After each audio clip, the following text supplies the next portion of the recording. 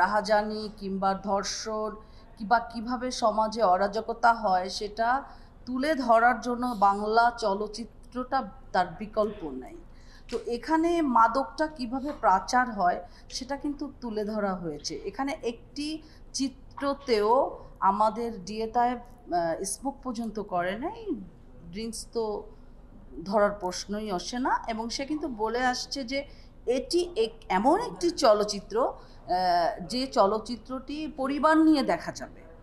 So DA ভাই সেটাই তুলে ধরার চেষ্টা করেছে।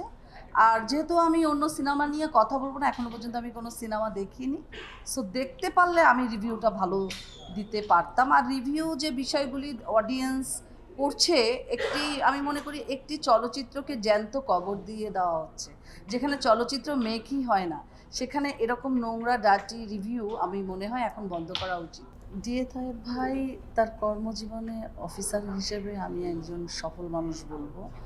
আর আজকে সিনেমাটি দেখে আমার মনে হয় যে অফিসার হিসাবে সে জনগণের আস্থা রেখেছে। আমি ছোট্ট দুটি ক্লিপস এখানে শেয়ার করতে চাই।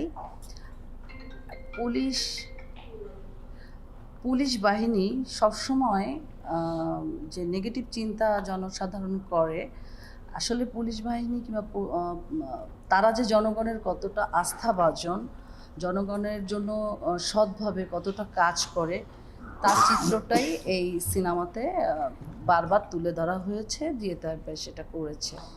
তো যে বিষয়টি আমি বলতে চাচ্ছি, দুটি ক্লিপস আমি শেয়ার করব এখানে। বাংলাদেশে ইতিমধ্যে 1 নম্বর সমস্যা কিন্তু মাদক। সে মাদক খুব বিভিন্নভাবে বাংলাদেশের আনাচে কানাচে পাচার হয়।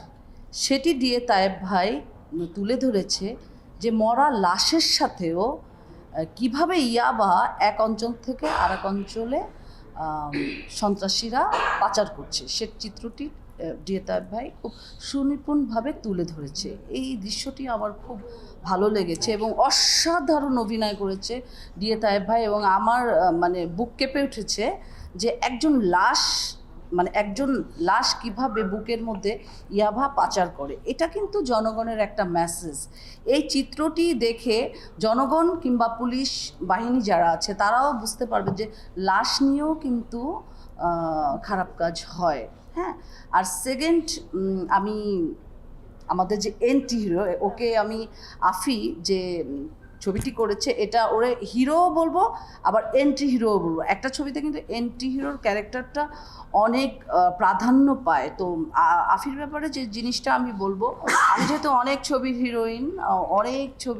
হিরোইন এবং অনেক হিরোদের সাথে কাজ করেছি, আফির সব থেকে প্লাস পয়েন্ট হচ্ছে অফ স্ক্রিন এবং অন স্ক্রিন বলে একটি কথা আছে। অনেক হিরোইনদের আমি দেখেছি অন স্ক্রিনে অসাধারণ, অফ স্ক্রিনে সো আফির সব থেকে বড় গুণ হচ্ছে অন স্ক্রিনে আফি অসাধারণ লুকস।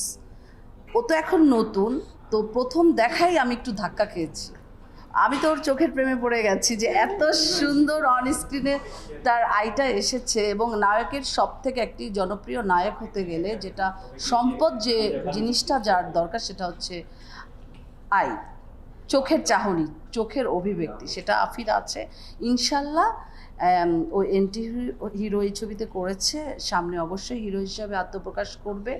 আফির জন্য আমার শুভ কামনা। এবং প্রথম ছবিতে সে যে ডায়লগ ডেলিভারি দিয়েছে, বলিষ্ঠ কণ্ঠস্বর, আমরাও প্রথম ছিলাম। এত বড় বড় ডায়লগ আসলে আমরাও পারিনি, যেটা আফি পেরেছে।